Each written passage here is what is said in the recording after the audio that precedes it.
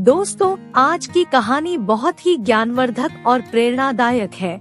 आज की इस कहानी से हमें पता चलेगा कि अगर हम किसी से कुछ कर्ज लेते हैं और उसे समय पर वापस नहीं करते तो उसका हिसाब हमें कैसे चुकाना पड़ता है। आज की वीडियो बहुत ही ज्ञान देने वाली है, कृपया इसको अंत तक जरूर सुने। अब शुरू करते हैं।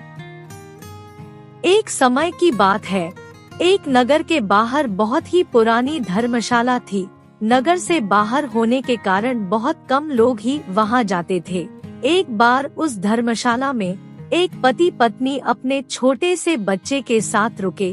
धर्मशाला कच्ची थी, इसलिए कच्ची होने की वजह से दीवारों में दरारें पड़ गई थी। धर्मशाला के आसपास खुला जंगल जैसा माहौल था। दोनों पति पत्नी अपने छोटे से बच्चे को आंगन में बिठाकर कुछ काम के लिए बाहर गए। उनको वापस आने में थोड़ी देर हो गई। जब वो वापस आए तो उन्होंने देखा कि बच्चे के सामने एक बड़ा नाग कुंडली मारकर फन फैलाए बैठा है। ये भयंकर दृश्य देखकर माँ बाप बहुत डर गए और आसपास मदद के लिए देखने लगे। तभी पति पत्नी को एक आश्चर्यजनक दृश्य नजर आया। उनका बेटा मिट्टी की मुट्ठी भर भर कर नाग के फन पर फेंक रहा था और नाग बच्चे को काटने की बजाय हर बार झुक झुक कर मिट्टी से बचने की कोशिश कर रहा था। लड़के के माँ बाप ये दृश्य देखकर जोर जोर से बचाओ बचाओ चिल्लाने लगे।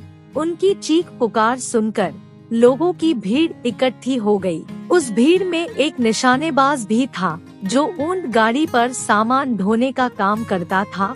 उसने कहा, मैं निशाना मारकर सांप को खत्म कर सकता हूँ, लेकिन अगर निशाना चूक गया और बच्चे को चोट लग गई तो उसकी जिम्मेदारी मेरी नहीं है। अगर आप लोग कहते हो तो मैं कोशिश करता हूँ। पुत्र के आगे भयानक नाग बैठा है। ऐसे समय में कौन से माँ बाप इनकार करेंगे। लड़के के माँ बाप ने उस निशानेबाज को कहा, भाई सांप को मारने की कोशिश करो, अगर गलती से बच्चे को चोट लग गई तो हम तुम्हें कुछ नहीं कहेंगे। ऊंट वाले ने सांप के ऊपर निशाना मारा। सांप जख्मी होकर गिर पड़ा और बेहोश हो गया। लोगों ने सोचा कि सांप मर गया है।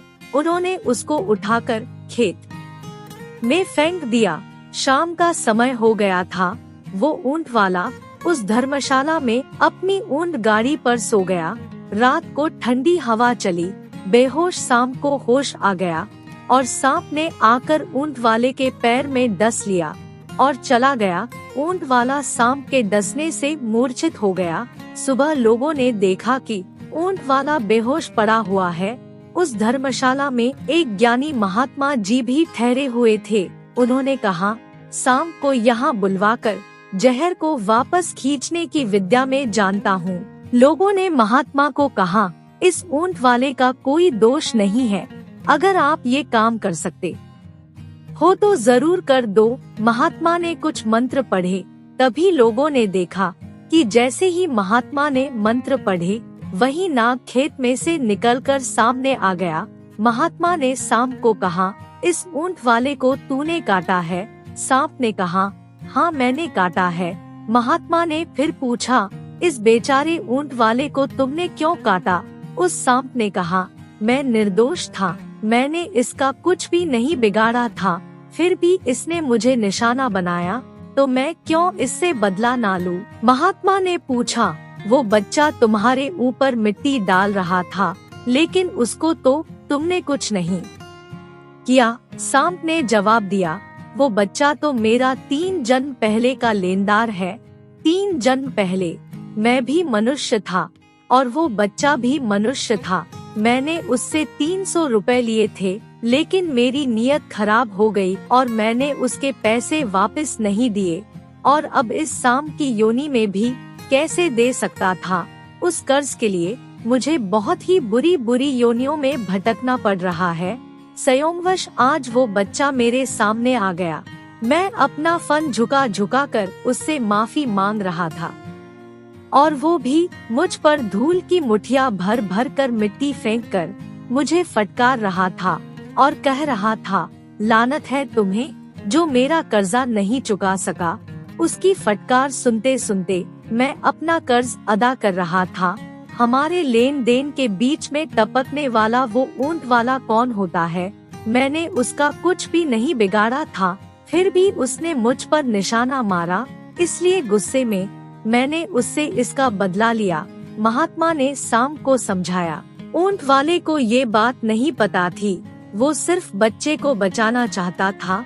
तुम मेरी बात मानो, उसका जहर खींच लो। तब सांप ने कहा, मैं तुम्हारा कहना मानता हूँ, लेकिन बदले में इसे भी मेरा कहना मानना होगा। अगर ये ऊंट वाला मुझे 500 रुपए दे दे तो मैं अभी इसका जहर खींच लेता हूँ। उस बच्चे से मैंने 3 जन्म पहले 300 रुपए लिए थे, 2 जन्म और बीत गए हैं। उसके ब्याज के 200 मिलाकर मुझे उसके 500 रुपए वापस करने हैं। अब ऊंट वाला तो सांप के जहर से बेहोश पड़ा हुआ था, तो उसके बदले में पैसे कौन दे? तभी एक आदमी ने कहा, इसके बदले में 500 रुपए मैं तुम्हें देता हूँ, तुम इसका जहर वापस खींच लो। और उसी समय उस आदमी ने 500 रुपए निकालकर बच्चे के माँ बाप को दे दिए। सांप सरकता हुआ ऊंट वाले के पास गया और जहर को वापस खींच लिया। जैसे ही सांप ने जहर वापस खींचा, ऊंट वाले को होश आ गया। दोस्तों, इस कहानी से हमें ये शिक्षा मिलती है कि हमें कभी भी किसी का हक नहीं मारना चाहिए। कर्ज चाहे इस जन्म का हो या पिछले जन्म का, उसे हर हाल में हमें चुकाना ही पड़ता है। कुछ लोग हमेशा ये सोचकर लोगों से कर्ज ले लेते हैं कि कल किसने देखा है। लेकिन दोस्तों, आपकी बात ठीक है कि हमने कल कभी नहीं देखा, लेकिन हमारा अगला जन्म हमारे कर्मों के हिसाब से ही हमें मिलता है। ये दुनिया कर्मों से ही चलती है। आज हम जो कर्म करेंगे, आने वाले समय में उस कर्म का हिसाब हमें ब्याज के साथ देना पड़ेगा। कोई भी इस दुनिया में कर्मों के चक्कर से बच नहीं सकता। इसलिए दोस्तों, हमारी हमेशा यही कोशिश होनी चाहिए कि गलती से भी हम कोई ऐसा काम ना करें जिसका हिसाब हमें ब्याज के साथ चुकाना पड़े। इसलिए दोस्तों, हमें आज से ही ये प्रण लेना चाहिए कि कभी किसी का हक नहीं मारेंगे, और अगर किसी से कर्ज लिया है तो उसे समय पर वापस जरूर करेंगे। और अगर वीडियो अच्छा लगे तो कृपया लाइक, कमेंट और ज्यादा से ज्यादा शेयर करें